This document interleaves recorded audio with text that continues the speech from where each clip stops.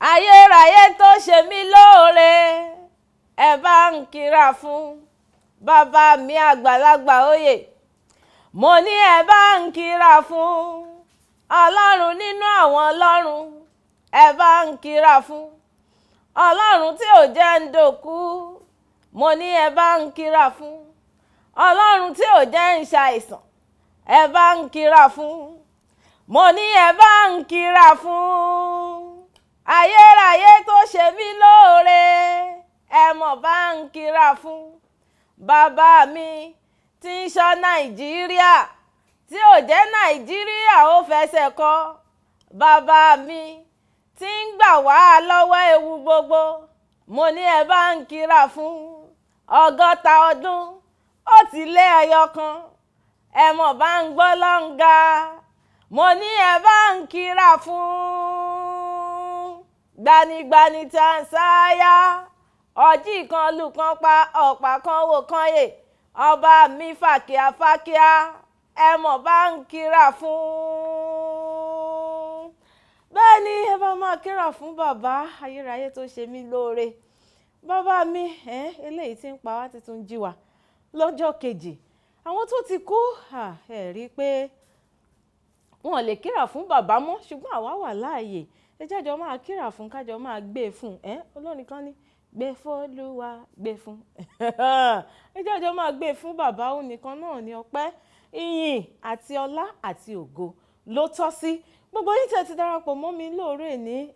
ọpẹ́ náà ni ẹjẹ́ á mú sẹ́nu. Ẹ jẹ́ àgbé ẹjọ́ wẹ́wẹ́ jù ẹgbẹ́ kan. Ẹ jẹ́ máa fi eléyìí kí yín káàbọ̀ sórí ètò ìjíròrò òwúrọ̀ lọ́jọ́ tẹni lórí Kaftan television Yorùbá tiyín. Orúkọ tèmi Ọlá Ọ̀nàbàjọ́ Ayọ̀olúwa ṣeun ńlá fún mi, aláṣàkẹ́tì yín kankan tí ò kọ́ bọ̀. Bẹ́ẹ̀ lẹ́rẹ́ ẹ ti mọ̀ pé tí n bá ti dé báyìí ètò ìjíròrò òwúrọ̀ ó ti sọlẹ̀ sójú móhùnmáwòrán yín náà nìyẹn. Ẹ ti mọ̀ pé mi ò kì í dá wá, èmi àti àwọn àlejò mi jàǹkàn jàǹkàn àwọn ìkàn náà lájọ máa ń wá. Ṣé wọ́n rí àlejò mi tájọ sọ̀rọ̀ lẹ́ni èèyàn pàtàkì ni wọ́n. Àwọn onímọ̀ ọ̀rọ̀ òṣèlú ilẹ̀ ta wáyé ọ̀kan gbòógì lára wọn náà ni wọ́n. Wọ́n ti wà ń kalẹ̀, wọ́n ti wà ń digbí. Ṣùgbọ́n tó bá tó àsìkò ẹ máa rí ojú tiwọn. Ọ̀rọ̀ mọ̀ràn kékeré tí mo kọ́ wá fún wa lóore ní ó ní mo pe àkórí ẹ̀ ní jẹ́ ká jọ gbé ẹ mọ̀ pé bá a ti ń ṣe pọ̀pọ̀ ṣìnṣìn ọdún òmìnira lọ́jọ́ tèní, òmìnira ilẹ̀ Nàìjíríà a pé ọmọ 100 ọdún ó lé ẹyọ kan. Ọ̀pọ̀lọpọ̀ nísìnyí sọ̀rọ̀ oríṣiríṣi sí wa. Wọ́n pé àti ẹ̀jú ọmọ ọdún 4 lọ lọ́dọ̀ àwọn ẹlòmíì ní àti ẹ̀jú ọmọ ọdún 10 lọ lẹ́gbẹ̀ẹ́ ìlú bòmíì. Wọ́n ní owó náírà kò tiẹ̀ bójú mu mọ́. Kò sí ohun amáyédẹrùn lọ́tún lósì. Kálukú ṣà ń sọ eléyìí tó bá a lẹ́nu. Kí ni ìwọ wá ń ṣe láti rí i pé gbogbo àwọn nǹkan tó ń sọ yìí ó dohun ìtàn, ó gbèrú sí i? Kí ló ń ṣe? Òun ni mo ṣe ń pé jẹ́ ká jọ gbé jẹ́ ká jọ ṣe ẹ mú jọ̀wọ́ ẹ lẹ̀ fáwọn aṣíwájú nìkan. Jẹ́ kí àtúnṣe orílẹ̀-èdè ta wà yìí jẹ́ kó bẹ̀rẹ̀ láti inú kọ̀rọ̀ yàrá rẹ̀. Ó pé kí ló ní? Yé ni n tó o ní wá kékeré tó o ní òun ó ṣe 10. Ṣùgbọ́n tó o bá dákẹ́ tó ní mi ò ṣe o, àwọn tó máa ṣe ẹ lọ pé wọ́n, kò sẹ́ni tí ó ṣe é. Bí gbogbo èèyàn náà ṣe mọ́ sọnù wọ́n pé èmi ò lè ṣe. Bí wọ́n bá sọ pé ò lè ṣe, tí lágbájá sọ pé ò lè ṣe, tí lámọ̀yín sọ pé ò lè ṣe, tàmẹ̀dú sọ pé òun ò lè ṣe, ta ni ó wá ṣe? Ẹ jẹ́ a jọ ṣe kó dùn, kó tùbà, kó tùṣẹ́. Bó o bá kọ́wọ́ tì í, kó o kọ́wọ́ tì í báyìí, kó o kọ́wọ́ tì í báyìí, yóò kàn dálẹ̀ lásán náà. Ẹ dákun, bẹ́ẹ̀ dẹ̀rẹ́ àwọn àsìkò tún ti ń bọ̀ láti tún sọ pé ẹni tí ò tún ṣe olórí rèé mú jàjàjẹ bánu. Ara tí mò ń pé kájọ ṣe náà nu. Bọ́n bá wá fi ráìsì kóńgò kan lọ tó o sì mọ̀ pé kò sọ́nà ń bẹ̀, bó o bá ní o ò fẹ́ ìwọ náà ti ń ṣe nù tásìkò sì tó tí ẹ̀yìn ẹni tó tọ́ síbẹ̀ o ti ń ṣe nù ẹ jẹ́ àjọ ṣe ẹ̀yẹ pé kò kàn mí gbogbo àtótónu tí mo mú sẹ́nu lóòrè ní òun náà nìyẹn wípé ìlú Nàìjíríà yìí ó dùn ìlú tó kún fún wàrà àti fún oyin ni ṣùgbọ́n ó nílò kémi àti ìwọ kájọ ṣe ẹ kú kalẹ̀ lọ́ọ̀dẹ̀ ẹ jáde òkè lọ́hùn-ún kí ló fẹsẹ̀ rájò dẹ̀ nígbà tí màá bá fi padà dé èmi àti àlejò mi láàjọ dé ẹ má tí ì lọ síbi kankan à ń padà bọ̀.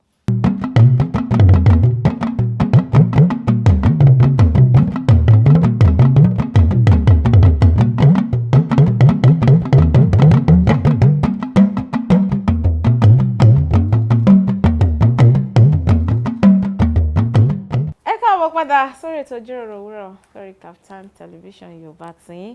ẹ̀yin o fún àǹfààní ẹ̀yin tẹ́ ṣe ń darapọ̀ mọ́ mi ẹ ṣáà tí mo bó ṣe ń lọ ẹ mọ̀ pé mi ọmọ yín náà ni Ọlá Ọ̀nàbàjọ aláṣàkẹ́ tìyín gangan tí ò kọ́ mọ̀ bẹ́ẹ̀ dẹ́rẹ́ ti mọ̀ pé pọ̀pọ̀ ṣinṣin ọdún òmìnira kí ló ń ṣẹlẹ̀ bí a kì í tiẹ̀ kọ́kọ́ mọ̀ kí gbogbo ẹ̀yin olólùfẹ́ mi pé Happy Independence Day ṣàlàáfíà lẹ wà ṣe ń ṣe pọ̀pọ̀ ṣinṣin ọdún gbogbo wa ń sọ pé kí la fẹ́ máa ṣọdún fún kí la fẹ́ jẹ́ aṣọdún kásì dúdú pẹ́ ti wá a pé ọmọ 100 ọdún ó lé ọ̀kan ṣoṣo báyìí 61 years ẹ jẹ́ ká máa ṣe pọ̀pọ̀ ṣìṣe ọdún torí pé ìlú mi ìlú Nàìjíríà ó dára ó lẹ́wà kí ló ń ṣẹlẹ̀ ṣé wá rí mo ń sọ fún wa kó tó di pé mo lọ sílé agbára lẹ́ẹ̀kan wípé ẹja ńlá náà ni àwọn mi gbé nínú omi lénìí àwọn tó mọ̀ nípa ọ̀rọ̀ òṣèlú ilẹ̀ ta wà yìí ọ̀kan gbòógì lára wọn náà lájọ wà lórí ètò lénìí wọ́n sì ti dé wọ́n ti jókòó wọ́n wà lẹ́gbẹ̀ẹ́ mi kí n bẹ́ẹ̀ kí n ṣojú wọn ó dà àlejò mi ẹ káàbọ̀ sórí ètò ẹ rọra sà ṣé dáadáa lẹ dé ga ẹ mú ṣe ń wo ojú àlejò mi gan pé ọmọ Yorùbá àtàtà nìyí ọmọ Nàìjíríà tó ṣe sàn ẹ tún káàbọ̀ lẹ́ẹ̀kan sí ẹ rọra ẹ̀yin náà lè ti rí ojú àlejò mi ẹ sì ń wò pé ojú wòrè ojú náà ni àwọn eléyìí wọn kì í ṣe àìmọ̀fó lóko tiyín ṣùgbọ́n èmi á ṣe kí ni èmi á fún wọn ní àǹfààní kí wọ́n ṣe àfihàn ara wọn fún wa àlejò mi ẹ bá mi ṣe àfihàn ara yín fáwọn ará ilé. Orúkọ mi ni Honorable Bọ́lájókòó Òsénì BMO. Honorable Bọ́lájókòó Òsénì lájọ wà lórí ètò lẹ́ni tí gbogbo yín máa ń pè ní BMO. Bí iṣu ṣe kún ọbẹ̀ ṣe pa bẹ́ẹ̀ náà la sọ ṣùgbọ́n kí n tiẹ̀ tó lọ sí apá ọ̀dọ̀ tiwọn rárá ẹ sì mọ̀ pé àjọ ń ṣe pọ̀pọ̀ ṣìnṣìn ọdún òmìnira ilẹ̀ Nàìjíríà táwa yìí náà ni ẹ jẹ́ kí n tẹ̀ máa kí àlejò mi pé Happy Independence Day ṣe dáadáa lẹ dé. Inú wa ń dùn pé à ń ṣe Happy Independence Day 61 years. 61 years kì í ṣe kéré mi o. Bẹ́ẹ̀ni ọjọ́ tó ti pẹ́ ni. Ó kan èjì ẹ̀ta káti ẹ̀ kọ́kọ́ máa kí àwọn bàbá wa tí wọ́n jìjàgbara fún wa láti yọ wá kúrò ní oko ẹrú tá a fi bọ́ sí òmìnira ẹ bá ń kí àwọn báwọn náà káti ẹ̀ tó wá padà sí ọ̀dọ̀ tìyín ẹ bá ń kí àwọn bá mi tí wọ́n jìjàgbara tí wọ́n yọ wá kúrò ní oko ẹrú ẹ bá ń fi ọ̀rọ̀ kan kí wọn. mo fi àsìkò yìí ń kí àwọn bàbá wa àti àwọn màmá wa pàápàá. àti àwọn màmá wa náà. bẹ́ẹ̀ni torí pé tó bá sí a kò ní sí b. kò sí o. àti àwọn tó di Nàìjíríà mọ́lẹ̀ ní pé a dúpẹ́ lọ́wọ́ wọn níbi tí wọ́n bá wa dé for 61 years anniversary of Nigeria independence. bẹ́ẹ̀ni then October 1st. a dúpẹ́ lọ́wọ́ lọ́wọ́. ọ̀yàn ti ń kí yín o gbogbo ẹ̀yin bàbá wa àtẹ̀yin ìyá wa o tẹ́ ẹ tiẹ̀ ṣàánú wa tẹ́ ẹ bá wa jìjàgbara tẹ́ ẹ tiẹ̀ wò pé tó bá lọ mẹ́mìí mi lọ ń kọ́ bóyá ọba sì máa fi ṣéènì so wọn lọ́rùn so gbogbo yẹn káàkiri ẹ jẹ́ ṣe báyìí ẹ jẹ́ àmọ̀ yín síwájú àti síwájú sí i ta ní BMO Honorable ta ní yín ibo lẹ ti ṣe wá àwọn iṣẹ́ wo lẹ ń ṣe àti bẹ́ẹ̀ bẹ́ẹ̀ lọ. gẹ́gẹ́ bí mo ṣe jẹ́ òdú tí mi ń ṣàìmọ̀ fún lóko BMO mo wá láti Ìjẹ̀bú North Local Government, Ìjẹ̀bú Igbó. Mo sì jẹ́ ọ̀kan gbòógì lára àwọn olóṣèlú pàápàá ní senatorial district 9 local governments ní Ogun State. Honourable BMO Foundation tá à ń kẹta fún àwọn ọmọ aláìní, àwọn ọmọ tó hàn ní nǹkan púpọ̀ ká ṣáà ràn wọ́n lọ́wọ́ personally là ń finance wọn. Tá à ń finance wọn pẹ̀lú in support of our late father Senator Buruji Kasham. Bá mi kọ́lọ́ bá wa délé fèèyàn rí. Àti bàbá mi Honourable Ọ̀túnba Kọ́láwọlé Adéwálé, àwọn náà support wa gan fún BMO Foundation. Lára àwọn ọmọ tí à ń ṣe nìyẹn. Ṣó sì kù tẹ́ ṣe fẹ́ sọ? Ó ṣe kù tá a máa sọ. Tá a bá gbà wá láyè láti sọ síwájú. Ẹ sọ síwájú. Ẹ sọ síwájú. Mo ká bẹ̀rẹ̀ láti ibi òṣèlú. Torí pé èní jẹ́ Independent Day. Bẹ́ẹ̀ ni o. Mo bẹ̀rẹ̀ òṣèlú ní 2001. Ni mo bẹ̀rẹ̀. Kò tí ì pẹ́ púpọ̀ bẹ́ẹ̀ ṣe sọ. Bẹ́ẹ̀ ni 2001 mo bẹ̀rẹ̀. Bí 20 ọdún sẹ́yìn. 20 years ago. Àwa pẹ̀lú ọ̀gá mi kan tí wọ́n ń pè ní Ocean B àti Blackie. Àwọn ni wọ́n pè wá gbà pé ẹ wà ẹ̀yin náà wá ṣe òṣèlú yìí. Kábíyèsí. Ní ayé ìgbà yẹn a fẹ́ lọ sí NYSC nígbà yẹn. Tí wọ́n sọ pé Student Enlightenment Forum nígbà yẹn. Àwa dẹ̀ wà nínú union tí wọ́n pè wá pé ọ̀gbẹ́ni kan fẹ́ wá meet wa o. Ó ní àwa ta strong nǹkan fẹ́ wá meet wa ní university nígbà yẹn. Pé káwa mo ń ta ní ọ̀dọ̀ wa ní Ọ̀túnba Gbénga Daniel. Wow, àwọn bá mi nù. Àwọn náà ṣì ń wá ọ̀nà pé káwọn náà lè jẹ́ governor of Ogun State. Àwa set up committee àwa 5 pẹ̀lú Blackie ọ̀ṣàpọ̀ àwọn 5 làwọn ń bẹ̀ tàṣà wọ́n wá visit wa fáwa ní kán wá ń jọba ẹ̀. So that's bí mo ṣe bẹ̀rẹ̀ òṣèlú nìyẹn. Títí a dẹ̀ ṣe tí Ọ̀túnba Gbénga Daniel tí wọ́n fi wọlé as governor of Ogun State. Ẹ kọ́wọ́ tì wọ́n lẹ́yìn báyìí. Àti wọ́n lẹ́yìn tí wọ́n fi débẹ̀. Nígbà yẹn Ọ̀túnba Gbénga Daniel tó fi ṣe first time wọn tán tó fi second time. Wọ́n dẹ̀ fún wa níṣẹ́ ńgbà yẹn. Wọ́n fún wọn kò lé wa lọ́wọ́ báyìí tàdé tó pín fún àwọn tó ń jẹ àǹfààní ẹ̀ díẹ̀ ní. Títí dé ní. So ìyẹn níbi tí mo ti bẹ̀rẹ̀ òṣèlú. Furthermore ní Ìjẹ̀bú Igbó I'm one of the elders forum. Tí ẹ pé à ń tukọ̀ ìlú yẹn. Ẹlẹ́ẹ̀kejì ni pé nínú youth nílùú Ìjẹ̀bú Igbó kò sẹ́ni tí ò mọ BMO. I contested for House of Assembly last election 2019 ní under ADC. So before kí àwọn kan tó overthrow nígbà yẹn tí election yẹn tó fi wọlé. I could remember late Prince Buruji Kasham called me say BMO à ń gbìyànjú náà you are trying a young man like you. Kò ṣe báyìí ń ṣe bẹ́ẹ̀ ni pé ó pọ̀ ju bí ó ṣe wà lọ́wọ́ nígbà sáà ẹ̀yin náà lè rán wọn lọ sí school. Bẹ́ẹ̀ni. Ìgbà tí mo wà ní school human rights activist ni mí nígbà tí mo wà ní school mo wà nínú union. So a dẹ̀ ti mọ̀ pé ọmọkùnrin láti jẹ́ ṣàmṣàmù. He called me, he advised me, ó ṣáà tì mí lẹ́yìn gbà yẹn. Though wọ́n ní candidate tí wọ́n gbà yẹn because he was PDP member. Ní àwọn jẹ́ leader PDP gbà yẹn. Àwọn pápá ń contest fún governor gbà yẹn Ogun State ní last election tó ṣe lọ yìí. So ìgbà yẹn mi wà pẹ̀lú GNI. Gbóyèga Nursery Osiaka ni mo wà pẹ̀lú wọn gbà yẹn. So I contest but luckily ẹ wọlé ní dàkejì. So a tún continue náà sí iwájú sí. So títí tá a fi ń bá lọ di èní. Títí dé ní ìbáyìí. Àwa wò pé lé ní ìbáyìí ní àgbọ̀dọ̀ dúró níbi àti dúró ní kò ṣe dúró. Kò ṣe dúró wò. Nígbà tí àwọn bàbá wa ò tí ì dúró. Àwọn bàbá wa Ọbásanjọ́ gbogbo àwọn èèyàn ńláńlá tí wọ́n tí ì dúró at their age. Our baby tá a ṣe bẹ̀rẹ̀ definitely we have to keep moving. Bẹ́ẹ̀ ni o keep moving ni. Àṣẹ wò pé this time around Senate ni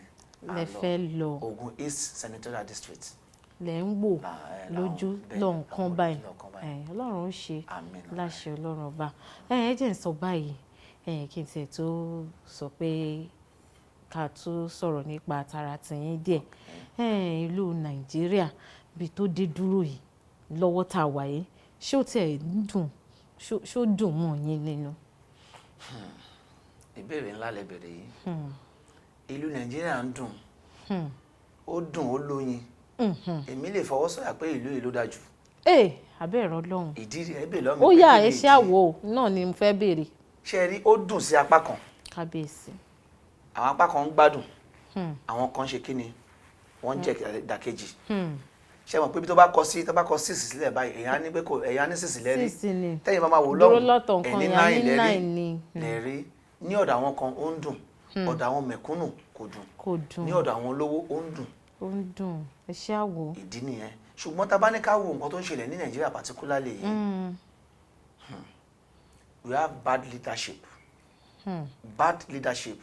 and then we have a leader of selfish interest and then tẹ́ bá wò ó téèyàn bá wà ní èwe tó bá wà ní bí ọmọ ọdún mẹ́ẹ̀ẹ́dógún 20 ọpọlọ á máa sharp sí 30 á máa sharp sí tó bá ti wọ 40 á máa sharp tó bá ti wọ 50 á ti máa padà sẹ́yìn díẹ̀ 60 á ti máa padà sẹ́yìn 70 á máa padà sẹ́yìn kò sí rọ́ńbẹ́. ṣùgbọ́n tí wọ́n bá fún àwọn tí ọpọlọ wọn sharp láyè láti jókòó sí orí ipò táwọn ti wà ìlú yẹn ò lè dára ohun tó ń ṣẹlẹ̀ ní Nàìjíríà nísìnyí wọn ò fún àwọn tí wọ́n ní brain tó ní sharp brain as a youth tí wọ́n sì ní egungun láti ṣe wọn ò fún wọn ní ààyè láti rú nǹkan tó yẹ kí Nàìjíríà máa rí bó ṣe ń rí rẹ̀ tí àwọn èèyàn ṣe ń pariwo pé kò sówó kò sóúnjẹ gbogbo nǹkan ti dàrú ṣùgbọ́n Ọlọ́run náà la máa bẹ̀bẹ̀ fún kó bá wa ṣe kí ìlú yìí kó dára kó ṣàánú wa kò sí ẹni tó mọ̀ pé ìlú yìí ó ti wọ́ ó ti bàjẹ́ ṣùgbọ́n Ọlọ́run á bá wa máa tún ṣe àdẹ́gbẹ́ fẹ́rẹ́ máa sọ pé ìlú yìí ò dáa Ọlọ́run bá wa tún ṣe làwọn máa sọ Ọlọ́run bá wa tún ṣe ni tún ṣe là ń sọ. èmi àtẹnìkan tẹ̀ jọ ń sọ̀rọ̀ ní àárín ọ̀sẹ̀ yìí gẹ́gẹ́ bí ọ̀rọ̀ tẹ́ ẹ sọ kẹfì kí ọ̀rọ̀ tẹ́ ẹ sọ lẹ́yìn wípé ẹ dákun gbogbo wa la mọ̀ pé ẹni tó bá ti darúgbó eegun ò pọ̀ mọ́ láti sáré sókè láti sáré sódò wọ́n á ń béèrè pé kí ni dé tí wọ́n fún àwọn ọ̀dọ́ láyè láti tukọ̀ ìlú yìí bóyá téèyàn bá tiẹ̀ wà ní agbede tó jẹ́ pé ó ti ní ìrírí bóyá bí ọmọ 50 ọdún kó tiẹ̀ tukọ̀ ìlú yìí náà díẹ̀ káwò nítorí. ẹ jẹ́ kí n fún yín ní instances kan gẹ́gẹ́ bí nínú òṣèlú tá a wà tá a ti ṣe àwọn kankan ní Ògùn East Senatorial District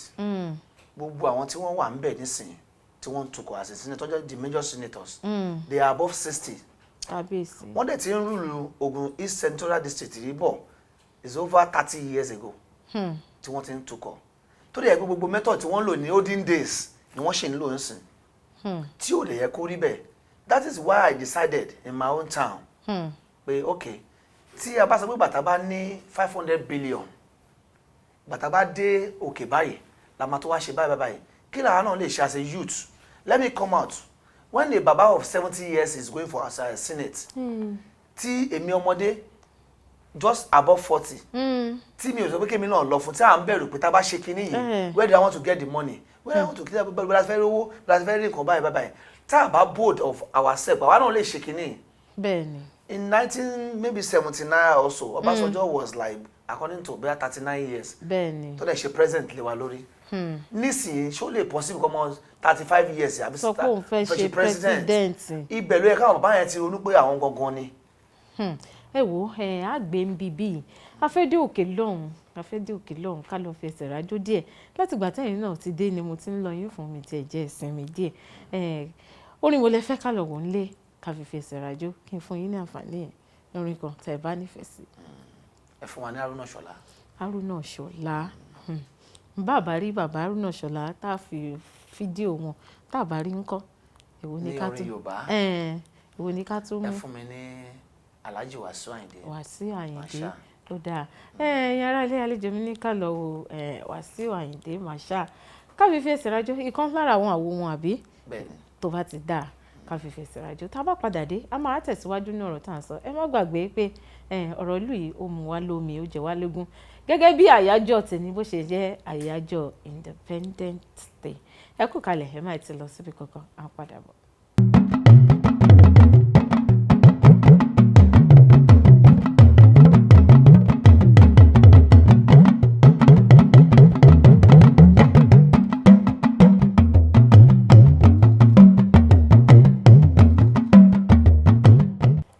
padà sórí ètò ìjíròrò òwúrọ̀ lórí Kaftan television Yorùbá tiyín níbi àti àlejò mi Honourable BMO náà lájọ wà lórí ètò lẹ́ni a sì ń sọ̀rọ̀ ìlú Nàìjíríà tó jẹ́ ìlú tiwa tó sì tún jẹ́ ìlú tìyín ibi tó dé báwo la ṣe sọ di bó ṣe dà yìí òun náà la ṣe jọ ń sọ lọ a sì tún máa sọ àwọn tá a lè ṣe tó lè mú kí ìlú yìí kó sì tún tẹ̀síwájú sí i àlejò mi ẹ kú kalẹ̀ lórí ètò lẹ́nu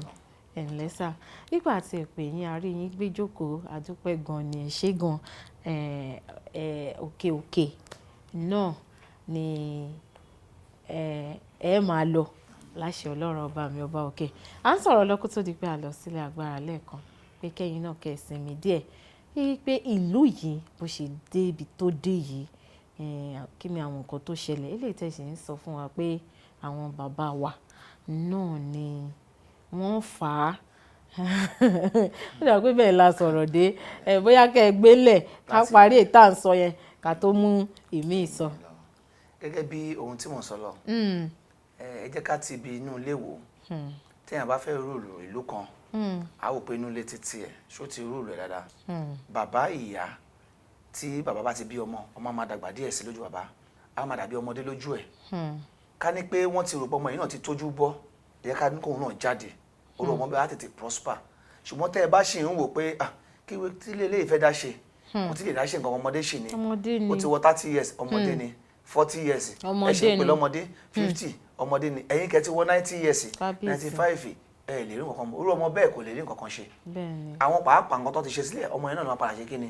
àtúbàjẹ́ ohun tó fa ọ̀rọ̀ Nàìjíríà nìyẹn ṣe náà ń fojú wo àwọn yúùtù pé kí náà fẹ́ ṣe kí náà lè dá ṣe kí náà lè dá ṣe tó bá yẹ kí wọ́n fún àwọn yúùtù láàyè ní ẹ wo ìlú wa ń bí Lagos State ń bí ní ìfẹ́ dárúkọ gọ́fìnà wa kan tó lọ nígbà tó máa lọ sórí òye yẹn gbà it was maybe 40 something years ló ń lọ ṣe gọ́fìnà ó dẹ̀ ṣe dáadáa ó ṣọ̀pọ̀lọpọ̀ kan mo tẹ́ pé arúgbó ni wọ́n gbé síbẹ̀ bí 60 years 70 years kí ló fẹ́ ṣe egungun wa ti lọlẹ̀ kò ní ságbá láti ṣe àwọn nǹkan lọ́tún lọ́sì gbogbo ẹ̀ ẹ jẹ́ kí wọ́n fún àwọn yúùtù láyè kí wọ́n ṣe ìjọba tí wọ́n bá ṣe ìjọba yúùtù tó ti jẹyà tó mọ̀ bóyá jẹ òun tó bá dé orí oyè àmọ̀ bá nígbà kan rí èmi náà ti wà báyìí rí ṣùgbọ́n àwọn bàbá yẹn wò pé kí ni ẹ shut up kí lẹ fẹ́ sọ kí lẹ fẹ́ mọ̀ àwọn sì lùlù bámúbámú ni mo yó wọn mọ̀ pé ìyá ń jọmọ ẹnìkan wọ́n ti ní gbogbo nǹkan ni wọ́n ti ní kí wọ́n tiẹ̀ fún yúùtù pé ọmọ yìí you are vibrant ó yá má bọ̀ ń bí lọ ṣe nǹkan báyìí lọ ṣe lè wá wá jábọ̀ fún wa tó bá gbé báyẹn la ṣe ń ṣe àti pé nǹkan kan ló sọnù nínú wa ní Nàìjíríà yìí ẹ ṣe àwọ̀ ó wà nínú national anthem wa mọ àwọn nǹkan yẹn ti sọnù nínú ẹ̀ unity ó ti sọnù ó wà nínú national anthem wa peace náà ó ti sọnù nígbà tí unity bá ti lè sọnù ó dandan kí peace náà ṣe kí ni kó sọnù tí ò bá sí ìrẹ́pọ̀ tí ò bá ti sí ìrẹ́pọ̀ ẹ wò nísìnyí àwọn Ìgbò wọ́n ní àwọn fẹ́ lọ lọ́tọ̀ Yorùbá aláfẹ́ lọ lọ́tọ̀ àwọn Haúsá náà wọ́n láwọn fẹ́ dá dúró ṣé mọ̀ pé ìgbà tí ò ti sí unity ló fà á bẹ́ẹ̀ ni kò sí ìrẹ́pọ̀ ìyẹn ló jẹ́ kó wá sí peace yẹn ló fà á tí Boko Haram fi wà lọ́tún tó fi wà lọ́sì tó fi di pé wọ́n ń jíyàn gbé wọ́n ń pa àwọn èèyàn lọ́tún wọ́n ń pa èèyàn lójoojúmọ́ kílìn ni nígbà tí unity ti sọnù ṣùgbọ́n tó yẹ pé unity wà láti ilẹ̀ wá tá a ronú pé alágbèjà yìí bí máa ń pa tá a fún tó jẹun ẹni tó jẹun tó yó kò ní ronú aburú ọmọlàkejì pé kò wọ́n lọ pa ṣùgbọ́n gbà tí bá ń pààyàn tó rí èèyàn tó rí gbogbo chicken sẹ́nu tó rí gbogbo ẹ̀ sẹ́nu tó ń gbádùn tó ń ṣe gbogbo nǹkan ìgbà òpè tó ń bá jẹ́ pàdé ọwọ́ ẹ̀ kó lù gbogbooro ni kóun pa kóun gbà lọ́wọ́ ẹ̀ a fi àsìkò yìí 61 years anniversary là ń ṣe yìí a fi àsìkò yìí ń bẹ àwọn leader wa àtàwọn bàbá wa kí wọ́n gbé àwọn ọ̀rọ̀ yìí kí wọ́n rò ó wò pé ṣé nǹkan táwọn ọmọ yẹn ń sọ ṣé òótọ́ ni ẹ̀ka tiẹ̀ fún wọn láyé wò náà bí àwọn ṣe tẹ́ ẹ bá wo àwọn youth governors tó wà lórí oyè báyìí ní Nàìjíríà àwọn ni wọ́n ń perform jù. bẹ́ẹ̀ ni mo lè sọ ọ́ pọ̀ egun wa yes ọpọlọ wa wọ́n perform ẹ̀ ní Lagos State ń bí youth ní tabaṣì ní ká wò ó. bẹ́ẹ̀ ni youth ni wọ́n yes àwọn bá mi bí a 50 àbùkù lè ju bẹ́ẹ̀ náà lọ. bẹ́ẹ̀ ni is the youth ó dẹ̀ ń ṣe dáadáa. bẹ́ẹ̀ ni ètò lọ náà lọ́hùn youth náà lòún gbà tó ń ṣe. bẹ́ẹ̀ ni bọ̀ ẹ fún wọn lọ́dún mẹ́wàá sígbà tá a wà ẹ́ rí pé tó bá ṣe kò lè dára. nítorí ara ti ń padà bọ̀ sípò àgbàlagbà. pàápàá ẹ wo àwọn bàbá wa kan tá a fẹ́ dárúkọ tí wọ́n ní bank tó pọ̀ rẹpẹtẹ. gbà tí wọ́n ti wọ 60-65 years wọ́n ti pa àwọn ọmọ wọn pẹ́ wá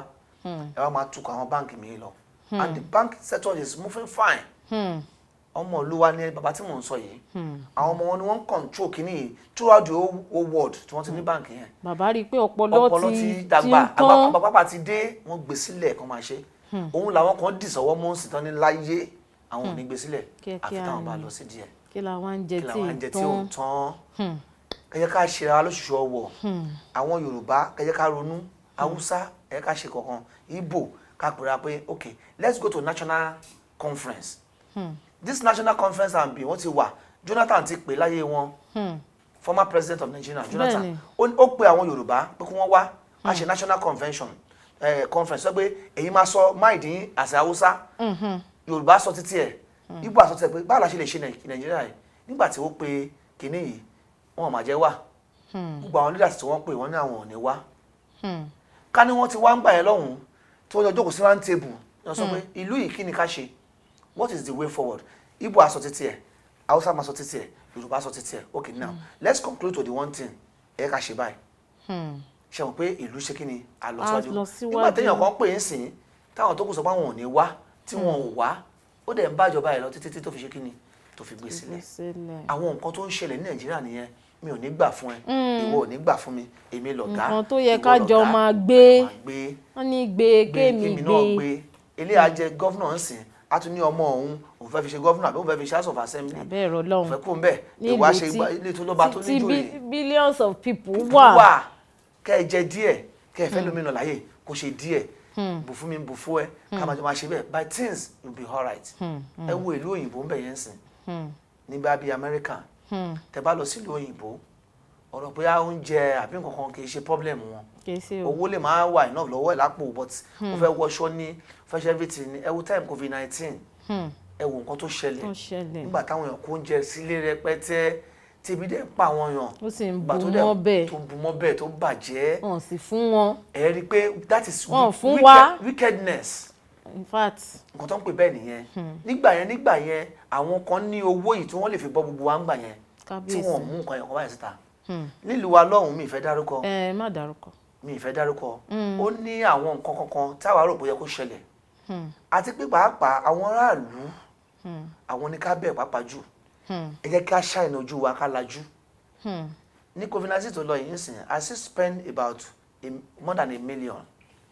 tí mo ní fídíò ẹ̀ láwọn èèyàn tí mo lọ fún ní oúnjẹ mọ́lé mi ò dẹ̀ ní tó àwọn tajọ ń gbé ládùúgbò tẹ́gbẹ́ mo mọ̀ pé wọ́n ní times 10 jù mí lọ mo ṣe ń ṣe wọ́n yín fún mi wọ́n ní owó ló wà lọ́wọ́ ẹ̀ ta ló ràn ń ṣẹ́ bọ̀ èmi ò wo bẹ̀ mo ń ṣe mo ní fídíò ẹ̀ tí mo ṣe pín ráìsì bọ́ǹfìtà mélòó gbogbo nǹkan tí mo pín àti ìfàyàn pé mo ronú pé táwa bá ń jẹun lé kí àwọn kan tó wọ́n ní kọ́ wọn ò lọ bí iṣẹ́ wọn ní kó má jáde wọ́n wà nílé ẹ̀ẹ́dẹ̀ fún wọn lóúnjẹ nígbà tẹ́ bá ti ọmọ mọ́nú ilé ìsìn tẹ́ni pé don't go out láàárọ̀ kò jẹun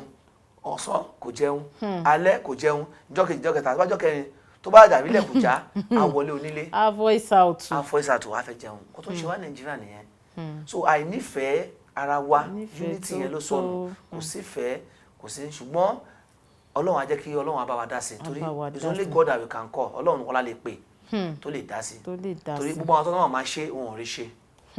Ọlọ́run ní ká pè. ṣùgbọ́n honorable Ọlọ́run náà a máa pè é nínú àdúrà ṣùgbọ́n kò ní sọ̀kalẹ̀ wá àwa yìí náà ló sì máa lò èèyàn kan náà láṣì lò láṣì gbé síbẹ̀ inú mi dùn pé tí ì dúró kí n sọ pé àwọn ọ̀nà wo la lè gbà láti tún mú kí ìlú yìí kó tún dàgbà sókè tí ń bá wa ṣí i láwẹ́láwẹ́ eléyìí tí mo tiẹ̀ fẹ́ béèrè tẹ́lẹ̀ tẹ̀yìn gan sì tún ti sọ mọ́rọ̀ ni pé ẹlẹ́yàmẹ̀yà àfẹ́pín èròǹgbà tìyín ṣẹ̀yìn wò pé ẹ jẹ́ n wá béèrè báyìí pé ṣé tá a bá pín tí Yorùbá lọ tí Haúsá lọ tí Ìgbò lọ ṣẹ̀yìn rò pé ìgbà yẹn nílùú yà á tẹ̀síwájú àbí a ní lè dá a ṣe láì ṣe pé àjọ wà papọ̀. ṣe rí ìbéèrè tẹ́ béèrè ní 1997/98 àwọn Afẹ́nifẹ́re nígbà yẹn wọ́n ti gbé orú ìgbésẹ̀ tí wọ́n ń gbé ń sìn nígbà yẹn náà lọ́hùn ní ká pín tí wọ́n ti ṣe ìwé mo ní kọ́pì ìwé yẹn lọ́wọ́ tí wọ́n ṣe ìwé pé Yorùbá nation táwọn Ìgbò náà ṣe tiwọn tó káàkiri náà ṣe tẹ̀pọ̀ àwọn fẹ́ pín tipẹ́tipẹ́ kì í ṣe bó ṣe bẹ̀rẹ̀ ń sìn pé kí wọ́n pín ó ti wà láti 1990 tèmi ti mọ̀ ó kéré jù 1998 àwọn Afẹ́nifẹ́re Yorùbá nation ti wà ń gbà yẹn tó fẹ́ ṣe táwọn Ìgbò náà ti ń gbé tiwọn for over more than that wọ́n ti ń gbé tiwọn gbà yẹn ṣùgbọ́n view tèmi lórí ọ̀rọ̀ yìí ni pé ṣé rí pípín yẹn kò lè work. Kò lè work. Iṣẹ́ àwọ̀. Restructuring la need. Ká tún tò. Mo ta need nìyẹn. Restructuring la need. Pípín tá a bá pín nígbà tá a ní bad leader ní Yorùbá land tó ti wà ní ẹ̀jẹ̀ wọn pé kí n jẹ kí n yó kí n má fẹ́ lómi jẹ tá a ṣe bẹ́ẹ̀ náà ní Haúsá tá a ṣe bẹ́ẹ̀ náà ní Ìgbò nígbà tá a bá pín àwọn náà fọ̀tọ́ ní agbára yẹn wà ní ọwọ́ ẹ̀ ẹ̀yà yẹn ṣẹ̀ mọ́ wá pọ̀ sí ni. Kábíyèsí. Nígbà tó yẹ pé selfish interest fún ọtí tó ti wà ní ara kí èmi nìkan kí n dá máa gbé gbogbo nǹkan ó ti wà lára wọn nígbà tá a bá wá pín àpín àwọn ẹni yẹn náà sí Yorùbá nation side àbí Ìgbò náà àpín tiwọn náà àwọn tó wà gírídì lọ́dọ̀ wọn náà sọ́dọ̀ Ìgbò náà ṣe ni pé bákan náà ṣì tún ni ṣùgbọ́n tá a bá restructure ní mo bá ṣe lè pè ní Yorùbá restructuring àtúntò náà ni kí Ìgbò wá ká pè wọ́n ká pè àwọn leaders elders ká pè àwọn youths kan wá ká pè Yorùbá náà bẹ́ẹ̀ elders youth kan wá kí ni ẹ fẹ́ ká ṣe tí ìlú ìfẹ́ lè dá ẹ jẹ́ ká jọ pé kí ní ìkájọ tuntun restructuring la lè fi ṣe ètò Nàìjíríà tó lè fi wà òkè ká pè Ìgbò ká pè Haúsá ká pè Yorùbá ká jókòó sórí round table kí ni yìí kí ni solution. kì í ṣe pé ká pín. kì í ṣe pé ká pín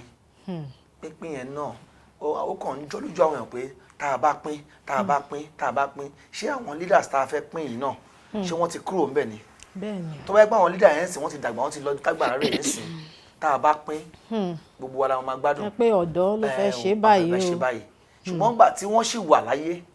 bá a fọ̀n tẹ́lẹ̀ pín náà ọwọ́ wọn làṣẹ Yorùbá sì wà ìwà tí wọ́n ń wù pẹ̀lú wa náà nígbà yẹn náà sì wọ́n máa wù lọ tàwọn Ìgbò náà sì wà bẹ́ẹ̀ náà tàwùsá náà sì wà bẹ́ẹ̀ náà ṣùgbọ́n yẹn kọ́ ni solution. yẹn kọ́ ni solution. Bàbá wa ẹ ṣe wà lórí ètò pẹ̀lú mi lénìí a ṣe máa sọ̀rọ̀ tó pọ̀ a tún fẹ́ lọ dé òkè lọ́hùn lẹ́ẹ̀kan sí orin wọlé tó fẹ́ ká lọ òun lé ká fi fẹsẹ̀ rájò. King Sunny Adé. King Sunny Adé èwo nínú àwọn orin bá mi àbí èyí tó bá dáa náà. ètò bá ti dá ń bẹ̀. ó dà ẹ̀yin ará lé àlejò mi ní kátólọ́wù King Sunny Adé ká fi fẹsẹ̀ rájò ní tá a bá padà dé èní pọ̀pọ̀ ṣìṣe ó ṣì ń lọ ẹ kó kalẹ̀ ẹ má ti lọ síbi kankan á padà bọ̀.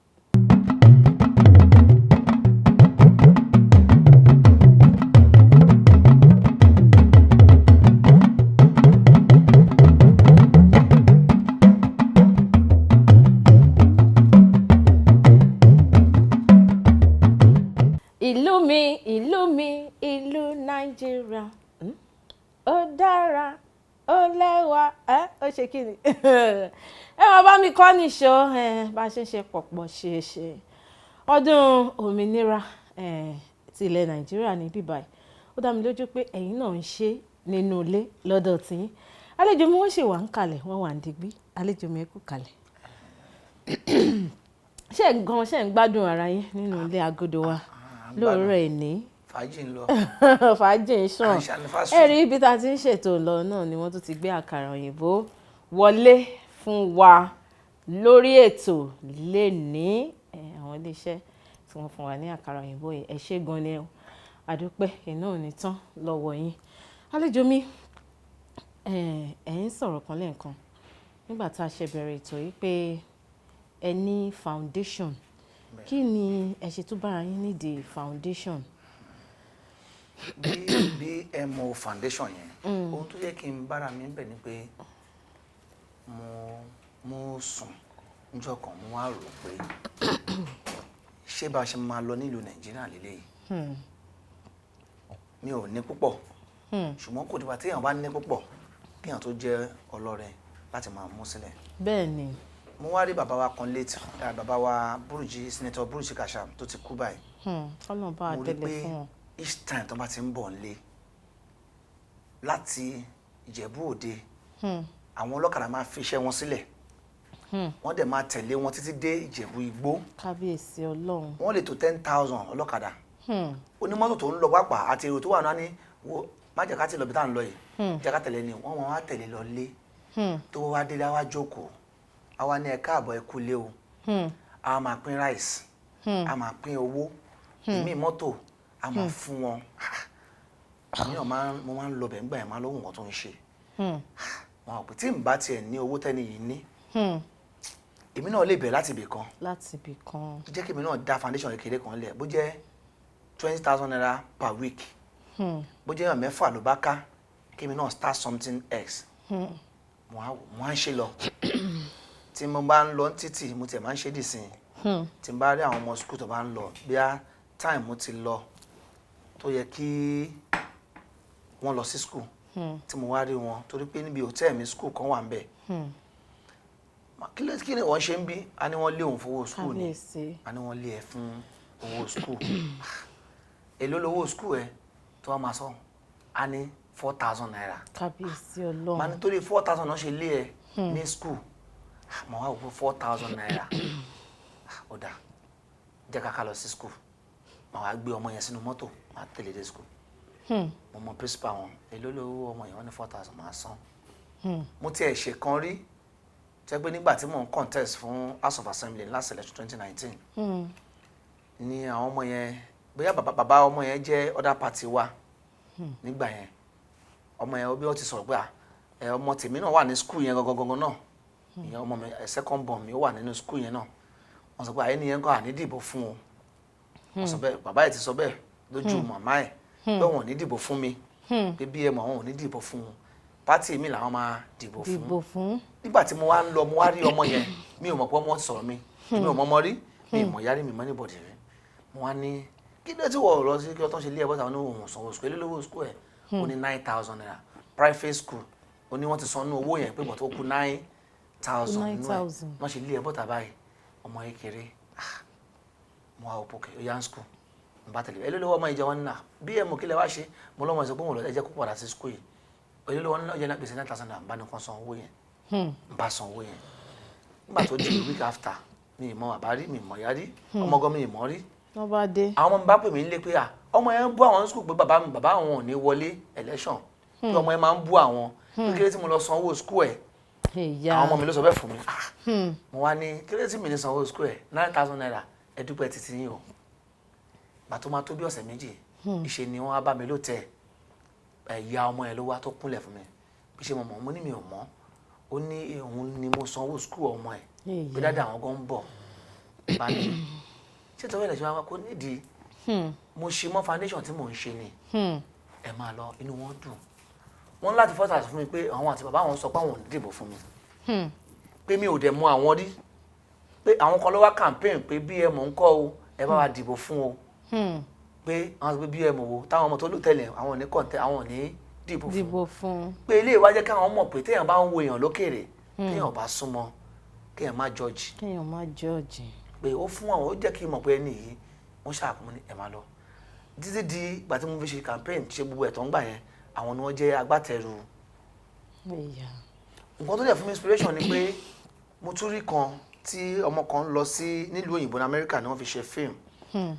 ó wá ń ké pé òun fẹ́ jẹ cake nílùú òyìnbó ìyá ẹ̀ sọ pé òun lówó òyìnbó ni white òun lówó cake yẹn máa nǹkan wá ń bọ̀ nínú fídíò tó wá ń ṣe tó máa ń send lórí WhatsApp yẹn ó wá ní no kókó má na ọmọ yẹn pé how much is this cake wọ́n ní bí owó yẹn jẹ́ abẹ́ £1 ní owó yẹn ní ẹni yẹn wá san wá ra kéèkì 3 ó lóun san £3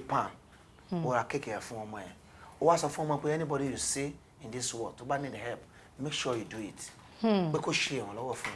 un man tó sanwó kéèkì yẹn ó ti wá dàgbà ó ti wọ 92 years ó ti gbàgbé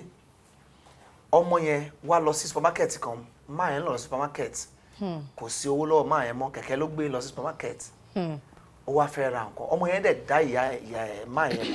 mọ̀ máa tó ra cake fún for years láti ọdún ṣàbọ̀ ọmọ kékeré máa ń dájú èèyàn mọ̀ ju àgbàlagbà lọ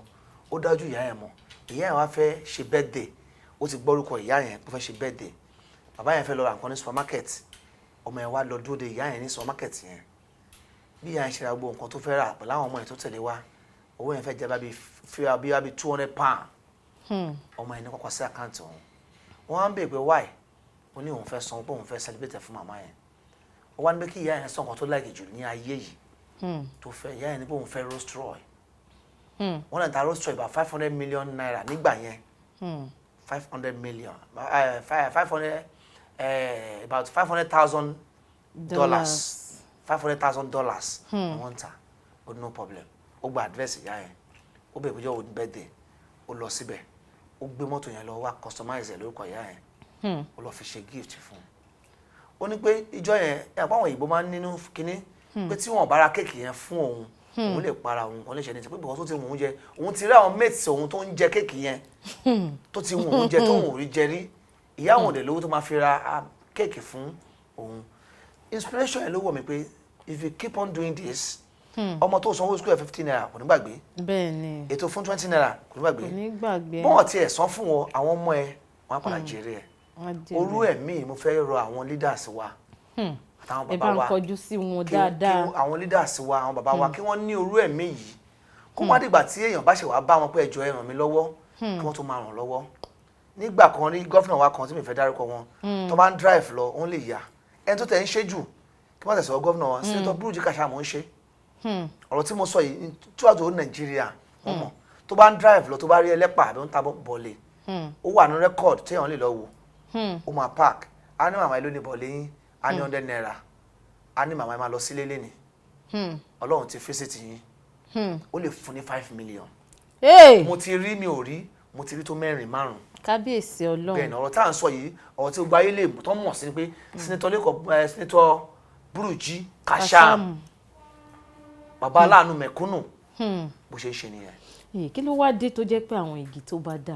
dáa wọn kì í pẹ́ nínú igbó kọ́nà ń bá wa dẹ̀lẹ̀ fún bàbá wa kí àwa tó kù tá a tẹ̀ tó wà lórí òkè èèpẹ̀ ká máa gbọ́ bẹ́ẹ̀ ṣe ń gbà wọ́n níyànjú lénìí yìí pé káwọn náà jọ gbogbo ẹ̀yin tí Ọlọ́run bá ti ṣe dáadáa fún kẹ́ ẹ má dúró de ìjọba kẹ́ ẹ tó ṣàánú àbí jẹ́ sáré bèrè léyìí torí àsìkò wa ń sáré owó dọ́là tó wọ́n yìí kí lè rí sọ sí níṣẹ́jú kan. ó ti wà láti kọ́kọ́ ṣe nígbà tí ìjọba kan dé orí oyè wọ́n ti sọ fún wa tẹ́lẹ̀ pé before December of this year dọ́là máa di 1,000 kábíyèsí ẹ̀pọ̀ ti wà ní 560 báyìí 590 pàápàá 590 báyìí so ó máa wọ 600 so before December wọ́n ti ló máa wọ 1,000 kí ni di that is the target ìdí rẹ̀ ẹ̀ṣẹ́ àwò.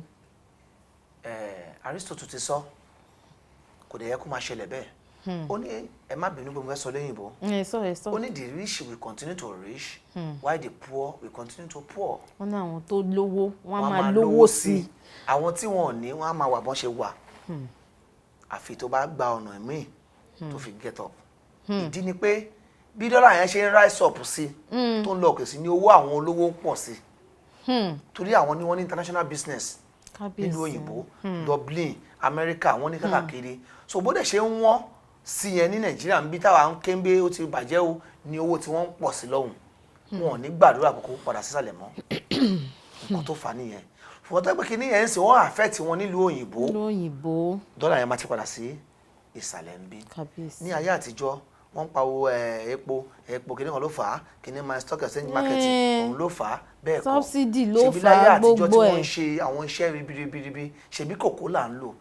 ṣé kòkó sí kòkó yẹn mọ́ ni rọ́bà ṣé kò sí mọ́ ni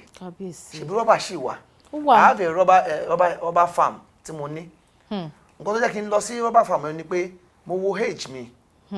mo á rò pé rọ́bà máa lo 10 to 12 years ìyẹn pápá ó fẹ́ jẹ́ kí n gba àwọn yúùtù ní ìmọ̀ràn ẹ bá ń gbà wọ́n. ẹ má yẹ ká dúró de Nàìjíríà tí Nàìjíríà bá ń ṣe tiẹ̀ bó ṣe ń ṣe lọ káwa náà ká wá nǹkan míì ká máa ṣe for instance now oru rọ́bà yẹn fẹ́ fẹ́lẹ́ fún ọ láǹfààní tó bá wo age yẹn tó wà bí of 30 to 40 to 45 50 years tó ṣe wà that range àwọn nǹkan tó ṣe lè ṣe wà tó máa sọ ẹ́ dolówó dọlọ́lá for life like rọ́bà ń sìn 10 years to 12 years ni ló máa fi dàgbà tó bá yẹ ti dàgbà báyìí pé o ti maintain o ti dàgbà every 2 weeks o máa mú rọ́bà yẹn bí i 1 cup yóò lè tó ń tà tó bá dẹ̀ bí àpò bí 50 àpò ó dìbò bó bá ṣe gbìn sí and then rọ́bà kò ná ẹni anything than kò get land lọ ilẹ̀ lọ fọmílẹ̀ tó bá ti kẹ́yìn kó gbìn kó dẹ̀ máa fi bí i once in a month kó má bàa ga ju rọ́bà yẹn lọ tó bá ti lè dàgbà fún ara ẹ̀ ó ti tán kókò lẹ́lẹ́ máa wò ó torí àwọn kòkòrò tó wọ́n fẹ́ jẹ àwọn rọ́bà yẹn conflict everything tó bá ti lè dàgbà tó state tó yẹ kó dàgbà tó for life wàá kàn máa ta ní almost every week o lè máa rí bí 3 million 4 million tó bá ti wo age yẹ tó wà bí 40 tó dẹ̀ gbé nǹkan tó máa owó gidi fún ẹ 10 years time that is 50 years. bẹ́ẹ̀ni 50 years gan ayé ṣe bẹ̀rẹ̀ ni. bẹ́ẹ̀ni life begin at 50. so à ń sọ eléyìí fún wọn this is Independence Day. bẹ́ẹ̀ni o. fún àǹfààní pé tí Nàìjíríà bá rí bó ṣe rí don't wait for Nigeria. kí wọn náà wá nǹkan míì láti ṣe. ká má dúró de ìjọba torí pé àmọ́ ẹ̀ tíjọba ń ṣe. ìdí táwa náà ṣe ń wá àṣẹ youth pé káwa náà lọ sínú ìjọba pápá. tá a bá débẹ̀ ká wo nǹkan táwa náà lè ṣe fún àwọn youth. nítorí nǹkan tèmi tiẹ̀ fẹ́ sọ náà nìyẹn nígbà tá a bá sọ pé ìjọba ò fún youth láàyè kó ṣiṣẹ́ nígbà youth gan ò bá bọ́ ta tí wọ́n máa fa youth nù yàrá ni. bó ṣe rí nìyẹn. ẹ ṣeun àlejò mi tẹ̀tẹ̀ ti gbà wá ní àmọ̀ràn tó pọ̀ Honourable BMO náà láti jọ wà lórí ètò ẹni tá à ń ṣe pọ̀pọ̀ ṣinṣin àjọ̀dún ọdún tá a gba òmìnira ti ilẹ̀ Nàìjíríà gbogbo yín tẹ̀ wá nílé inú mi dùn pé àjọṣètò tèmi ó sì dùn láàrin bàbá wa tí a sì gbé wá sórí ètò èmi gan kí n máa fi lè dúpẹ́ lọ́wọ́ yín pé gbogbo ọ̀rọ̀ tẹ́ ti ń bá a sọ látìgbà tẹ́ ti dé ó ń wù èmi gan lórí nítorí pé ẹ jẹ́ èèyàn tó mọ tara ẹni nìkan ibi tí ìlú yìí ti bẹ̀rẹ̀ àti mẹ́nu débẹ̀ ibi tá a dó sí àti mẹ́nu débẹ̀ ọjọ́ iwájú gan àti mẹ́nu débẹ̀ bóyá kì í sọ wípé káfí lè dágbére lórí ètò pátápátá lè ní ẹ kàn bá mi gba àtijọba o ẹ ti gba àwa èèyàn ní àmọ̀ràn ẹ bá mi gba ìjọba náà ní àmọ̀ràn ṣíngíní ìṣẹ́jú àyá lẹ ní àsìkò wa ti sáré. ẹ ṣẹ́gun àtọkùn mo fi àsìkò yín gba àwa youth ní àmọ̀ràn pé ẹ má jẹ́ ká dúró dèjọba kínní yìí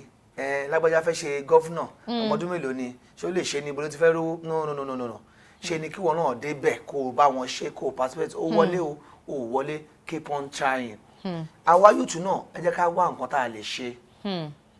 farming wà ń bẹ̀ àwọn other job wà ń bẹ̀ orúkọ kò ń sìn ó níbì kan ní ọ̀dọ̀ wa ní ọ̀nà àpòjé lọ́hùn-ún àwọn tó ń rí ẹ̀kọ́kọ́ ń bẹ̀ tó ń rí 10 million 20 million wà dáadáa tó ń lówó tó ń pọ̀ rẹpẹtẹ ó rọ́bà náà ó wà ń bẹ̀ okay that's one thing ó wà ń bẹ̀ ó wà ń bẹ̀ iṣu wàá pa nísìnyí àwọn òyìnbó ti fún wa ní ọpọlọ tó fi ń gbin iṣu ńsìn iṣu èmi wà tó tébù yìí ńsìn ọpọlọ tó dẹ̀ fi ń gbin nǹkan kékeré báyìí ni so mo fi àsìkò yìí fún Independence Day pé àwọn youth wa káwa náà ká wá nǹkan ṣe ẹ má yẹ ká wo tàwọn ìjọba yìí tá a bá wo tàwọn ìjọba nígbà tá à ń fi àsìkò wa tá a fi ń wéwu ni Ọlọ́run á dẹ̀ ràn wá lọ́wọ́ ìlú yìí Nàìjíríà ń ṣì máa dáa ẹ má yẹ ká ní èrò pé gbà tá a bá pín ní Nàìjíríà máa dáa bẹ́ẹ̀ kọ́ tá a bá pín ò lè ràn wá lọ́wọ́ ìgbà tá a bá wà papọ̀ unity structuring òun ló máa dáa ẹ ṣé wọn àlejò mẹ́wàá ẹ ṣì máa tó padà wá nítorí ọ̀rọ̀ pọ̀ tí a fẹ́ bá yín sọ ṣùgbọ́n àsìkò wa ṣe ló ń sọ wípé ọlá ó ti tó ó ti yá ṣe é máa padà wá tá a bá tún pè yín. kò sí wa tẹ bá pè wá tún jẹ.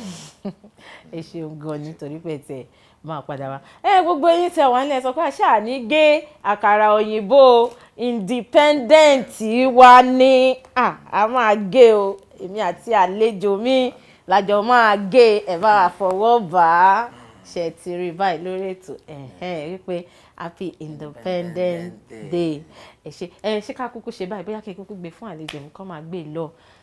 sí ilé tiwọn kán lọ fi ṣe independence Yorùbá máa ń sọ̀rọ̀ kan wá ní òun ní ká jẹran pẹ́ lẹ́nu ṣùgbọ́n òfò ọ̀fun kọ́ ìyẹn ò jẹ́ mo ti dúpẹ́ lọ́wọ́ àlejò mi tí a pè yín tẹ̀dẹ̀ dá wa lóhùn ẹ jẹ́ ń ṣe àǹfààní yìí fún yín ẹ bá mi sọ àwọn ibi tí àwọn ará létí lè bá yín pàdé lórí Facebook tàbí Instagram yín ẹ̀rọ ayélujára yín ṣá lórí àwọn kan sì fẹ́ pè yín wọ́n fẹ́ bá yín sọ̀rọ̀ BMO King tẹ́ bá kàn ti tẹ̀ sórí Facebook BMO King tẹ́ bá ti tẹ̀ sí BMO King bá ti tẹ̀ sórí Facebook àgbéjáde lórí Instagram BMO King náà lẹ́tún máa tẹ̀ sórí Instagram ó máa link yín mọ́ Instagram page mi àti YouTube mi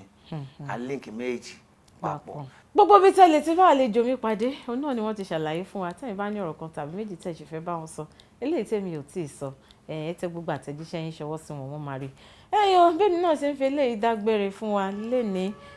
pé oníyan ṣe ọlọ́kà ṣe gbogbo yín tàjọ ṣètò tẹ̀lé gbogbo yín náà ni mo kí èpè ẹ̀ṣẹ́ tẹ̀ dúró tì wá orúkọ tèmi ò tí ì padà Ọlá Ọ̀nàbàjọ ni mo ń jẹ́ Ayọ̀lúwa ṣe ńlá fún mi aláṣàkẹ́tì gangan tí kò mọ̀ tó bá ní ọ̀rọ̀ kan tàbí méjì tẹ́ fẹ́ bá èmi náà sọ tẹ gbogbo àwọn àtẹ̀jíṣẹ́ yín ṣọwọ́ sí mi @Ọ̀nàbàjọ Ọláwálé @Ọ̀nàbàjọ Ọláwálé Facebook o Instagram o YouTube gbogbo ẹ̀ tó bá jórí Kaftan television Yorùbá lẹ ti fẹ́ bá wa sọ̀rọ̀ @Kaftan TV Yorùbá ẹ ti gbogbo èròǹgbà ń ṣọwọ́ gbogbo ẹ̀ náà la máa rí láti máa dáhùn. tí bá ní ìpolówó ọjà tẹ fẹ́ kí n bá yín ṣe ẹ̀ ká jẹ́ kó gbogbo àyín ṣan ẹ̀ ṣáà ti gbà mí láago màá dá yín lóhùn náà ni. bí ẹ mọ̀ ẹ bá mi sọ fún àwọn aráalé pé rírẹ àtayọ̀ náà lẹ́yìn tó máa fi pàdé wọn lọ́jọ́ tẹ bá máa tún padà wá kẹ bá mi jùwọ́ sí wọn pé ó dàbọ̀ ó dìgbà kan náà. ó dàbọ̀ ó dìgbà kan mọ́ a tún máa padà wá lẹ́yìn ilé láṣẹ ẹ̀yin Ọlọ́run ètò wa ẹ máa ṣe dáadáa. ó dàbọ̀ bàbá yìí.